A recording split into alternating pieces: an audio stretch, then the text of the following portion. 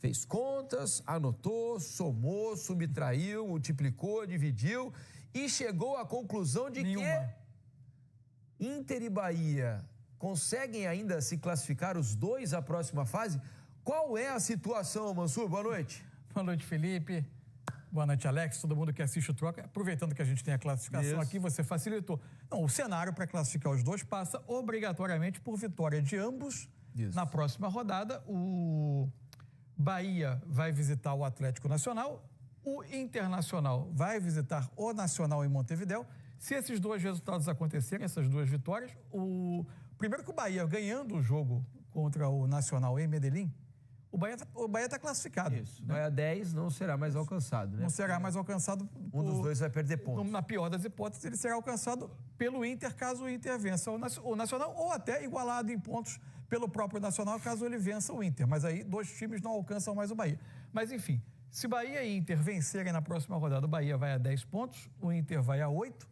E aí, para os dois brasileiros se classificarem, o Bahia já estaria classificado, o Inter, vencendo o Bahia na rodada final, também estaria classificado. O jogo é no Beira-Rio, e aí passam os dois brasileiros. Qualquer coisa diferente de duas vitórias brasileiras na próxima rodada, aí são outras contas, e é mais difícil a classificação de ambos, porque aí você tem o confronto entre eles na última rodada e matematicamente vai ficar mais complicado. O problema, né, Alex, é que os dois vão jogar fora de casa.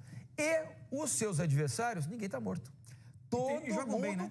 Isso, o Nacional todo mundo com chance de classificar. É. O Nacional de Montevidéu se recuperou ao longo da participação, houve troca de treinador, visivelmente o time está mais robusto, mais confiante, fez 6 gols em 2 jogos como visitante nessa fase de grupos da Libertadores. Não será adversário fácil para o Internacional que lá vai jogar.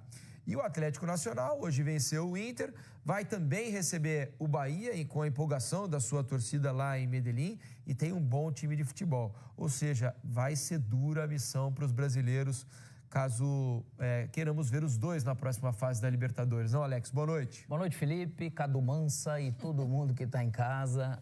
De novo, o Inter, na verdade, deixou um pouco mais complicada essa situação, porque o próximo jogo ele pode, ganhando, já eliminar, vamos dizer, o Nacional, né? Ele já tira esse da frente, só que são jogos difíceis, né, cara? E, ao mesmo tempo, só ganhou um jogo, empatou 2, que ganhou em casa, né? Empatou 2 e essa derrota de hoje, se fosse o empate, seria no mínimo, o mínimo necessário, importante, né?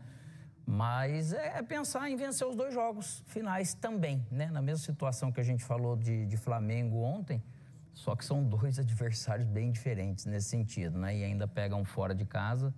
Mas como é um nível e ao mesmo tempo ele é muito difícil, é um nível que é onde você também pode, de repente, ser melhor. Vamos dizer, qualquer um desses que der uma pisada na bola, ele vai escapar. Para o Atlético Nacional, também eu acho que é um time interessantíssimo, um time muito forte. Vai ser difícil jogar contra esse Atlético, principalmente em casa, mas a gente viu que fora também ele dá um trabalho. Enfim, complicou. Tomara que os dois consigam fazer algo por onde passar, mas a chance de ficar um de fora com essa vitória do Atlético Nacional agora, realmente ela aumentou bastante. Agora, o importante, tanto para a Bahia quanto para a Internacional, é fazer um jogo melhor durante os 90 minutos. O segundo tempo do Bahia ontem foi muito ruim, muito desorganizado, e o primeiro tempo do Internacional hoje foi péssimo, né? O Inter praticamente não incomodou o adversário. O Atlético Nacional jogou muito calmo, muito tranquilo, criando oportunidades até para matar o jogo no primeiro tempo. No segundo, sim, aí o Inter melhorou bastante, criou as suas chances e poderia até ter empatado o jogo, né? Perdeu três bons lances, né? Em praticamente 12 minutos do segundo tempo. O Inter tem caído de produção, a gente já vem falando, né? A gente até conversou aqui, né, mas você pontuou que, de repente, é um recorte muito pequeno ainda para apontar uma queda de produção, mas fato que o Inter não tem conseguido ser mais tão constante e consistente por um tempo suficiente do jogo para que lhe dê mais vitórias confortáveis, né? Os jogos estão mais difíceis para o Inter nas últimas partidas. E o Inter, em alguns jogos, mais desconfortável, quando ele não consegue impor ao jogo o cenário que ele gosta, né? Que é ele dominando a bola, ele controlando a bola, fazendo o jogo acontecer no campo adversário. O Inter até teve um jogo de cenário diferente, que foi no Maracanã contra o Flamengo, em que ele fez um primeiro tempo que ele competiu bem. no segundo tempo já foi um pouco mais pressionado, mas terminou o jogo também crescendo novamente. Foi aquele 1-1 no início do campeonato, primeira rodada do Campeonato Brasileiro, se não estou errado. Mas depois o Inter tem tido alguma dificuldade, inclusive, para ter a mesma produção ofensiva, inclusive, de outros momentos. Me chamou muita atenção o jogo hoje, porque no primeiro tempo o Inter teve dificuldade em quase todos os aspectos do jogo, né? Não defendeu bem, não conseguiu contra-atacar. Primeiro, com a bola, o Inter tinha muita dificuldade de sair da pressão do Nacional.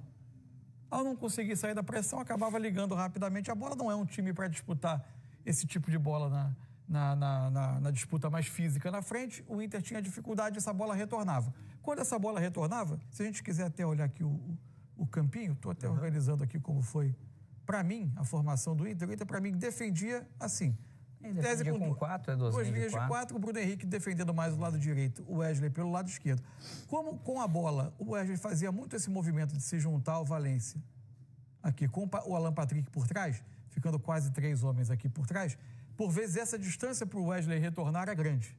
O que dava aos 3 volantes, na hora que o Inter precisava cuidar de uma transição com enorme velocidade pela forma como joga o Atlético Nacional, que é um time muito potente e muito rápido com a bola, esses 3 jogadores aqui tinham muito espaço para percorrer. E mesmo quando o Inter conseguia se organizar em 2 linhas de 4, muito mal defendidas para mim as 2 laterais do Inter. Era muito fácil para o Atlético Nacional fazer 2 contra 1 em cima dos laterais. Pela direita, pelo lado esquerdo aqui do Bernabé, era o Roman, quem levava, ele era um lateral que apoiava por dentro, então ele levava o Bernabé para dentro e justamente aqui na ponta, né, onde o Inestrosa, que é o principal jogador do Atlético Nacional, jogava, ele tinha tempo e espaço o tempo todo para jogar.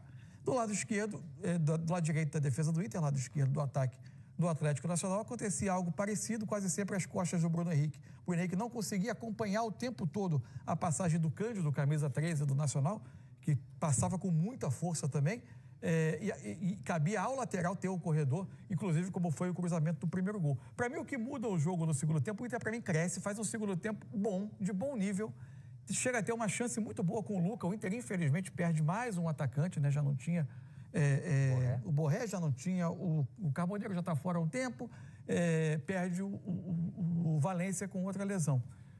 O Luca Drummond, que entrou, tem uma chance boa no início do segundo tempo, numa cabeçada. O que muda, basicamente, o Nacional, até por estratégia, já não marca o Inter na saída de bola, tentando aí sim aproveitar a necessidade do Inter de atacar para ter o contragolpe. O Inter sabia que se expunha a um risco. Mas o Inter ficou com a bola, o Alan Patrick entra muito no jogo. O Alan Patrick, quando começa a ditar o jogo, ele consegue grandes coisas. É um jogador que está num momento, apesar do Inter ter as suas oscilações, o Alan Patrick está num grande momento, o Inter conseguia criar algumas coisas. A questão é que antes de conseguir achar o gol de empate, o Inter toma um contra-ataque. E aí toma 2-0. Aí a ladeira ficou muito grande, né? Por mais que o Inter continuasse no ataque, o Aguirre tem um chute, obriga o Ospina a uma boa defesa, o Inter continua cercando a área, nem tantas chances claras, mas continua cercando a área, eventualmente finalizando, tem o pênalti depois, mas não é o suficiente para o Inter ganhar o jogo e ainda toma 3-1 no final. E aí você falou sobre a importante participação do Alan Patrick, é verdade, mas no primeiro tempo, por exemplo, o Inter não conseguiu achá-lo. Porque a bola não chegava lá. Não dava tempo. Chegou, não conseguiu sequer receber alguma bola em condição de... E por característica, não é porque estava com esses 3 volantes, né? Porque eles têm condição de jogar, eles têm muito bom passe, né, cara? Pode jogar mais avançado e menos. E a ideia desses 3 também já aconteceu outros momentos. O problema é que o Inter, nesse sentido, ele não jogou bem o primeiro tempo. Bernabé não fez um bom jogo e ele tem uma influência muito grande. O Wesley, não achei que fez um bom jogo também. Ele está ainda esse ano, não só por falta de gol, né? A participação dele ainda está mais pesada. Ele no ano passado estava sobrando nos duelos, né? Individuais contra os defensores. Dessa vez ele está com mais dificuldade para ultrapassar. Ainda consegue, porque tem muita velocidade. Deu passe força no último jogo, enfim. Ainda consegue fazer bons jogos, mas está sobrando muito menos do que no ano passado. Porque senão sobrecarrega. O Aguirre também não teve esse jogo hoje construtivo que normalmente tem, mesmo o segundo tempo sendo bom. E perdeu o Valência muito cedo no jogo, né? Com 30 minutos, né? Foi isso, Massu? Com 30 mais ou menos ali, o Valência sente uma contusão. 35. Pede por uma contusão muscular na coxa esquerda. Uma arrancada que ele dá pelo lado direito, uma das bolas esticadas do Inter tentando sair da pressão. E aí também acontece do Inter não ter o Borré no banco hoje, né? Que seria a opção imediata para a ausência do... Não tinha Carboneiro, não tinha Vitinho, jogadores que normalmente partem do lado, mas que são jogadores... O setor ofensivo do Inter estava com Tabata, o Luca de cara, né? E depois o segundo tempo Tabata. Mas e no final ainda colocou o Matias tentando ter mais um homem na área.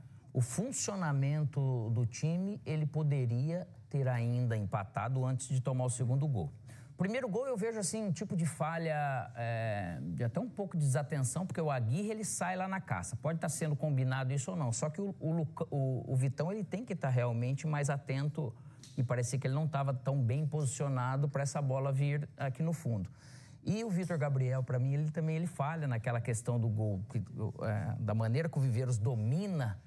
Ele dá um tempo, ele tem que proteger o gol, essa diagonal. Então, como a bola vai pra lá, foi pra onde é bom ir. O gol ficou descoberto. Só que ele ficou, ele descobriu totalmente o gol. No domínio, parece que ele se distancia do gol. Às vezes ele perderia ângulo. É verdade também, se a gente perceber bem o lance, o domínio e a batida são muito rápidos, né? Muito rápido. A partir do momento que ele domina, a bola cai pra canhota, ele vira rápido, muito acho rápido. Que até inesperadamente, pro zagueiro que não deu tempo dele ajeitar o corpo direito pra bater, mas né? Foi o que deu brecha pro Viveiros. Exato.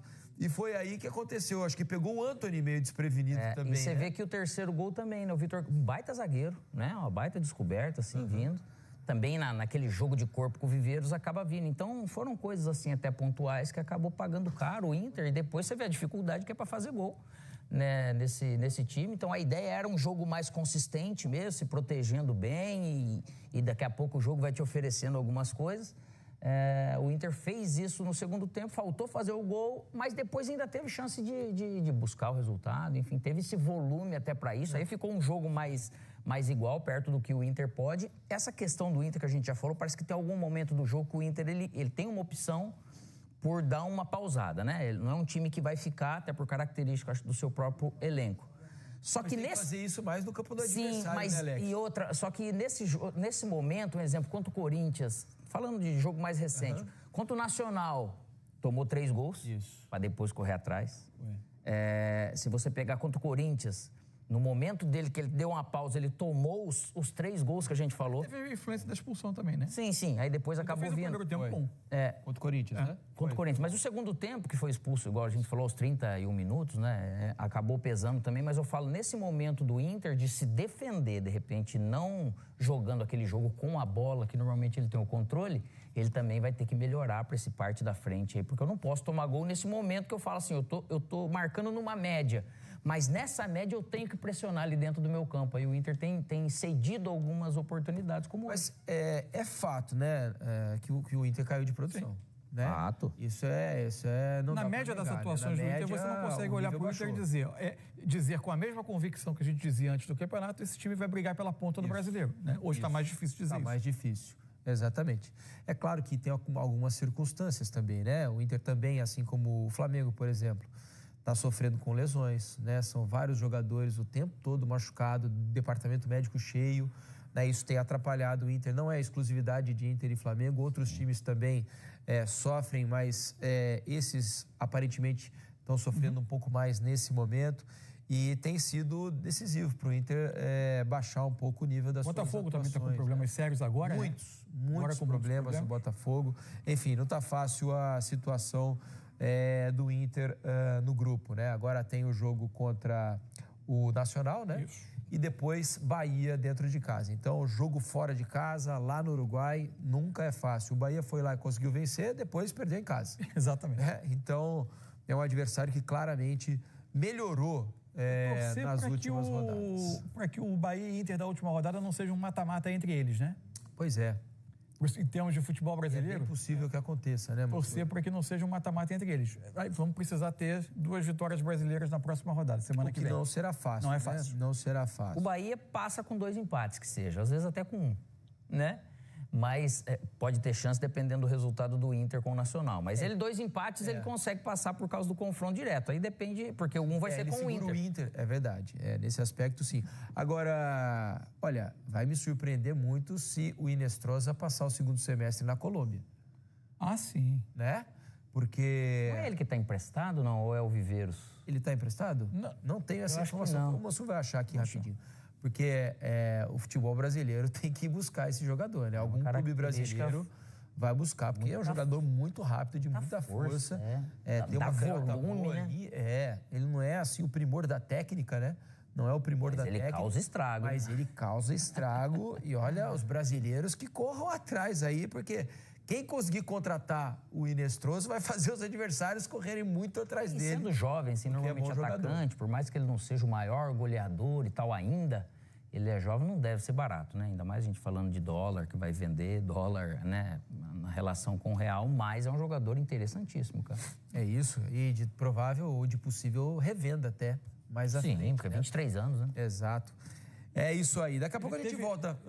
Tem uma matéria sobre ele no GE, inclusive. Ah, é? Ele passou pela base do Palmeiras. Eu não costumo ler o GE. Deveria, que é bom. É da empresa, parece que é da empresa, né? Ele teve uma passagem pela base do Palmeiras. Ah, é? Olha só. O Palmeiras erra também, então? Não acerta sempre, não? Pois é. Mas que saúde, hein, cara?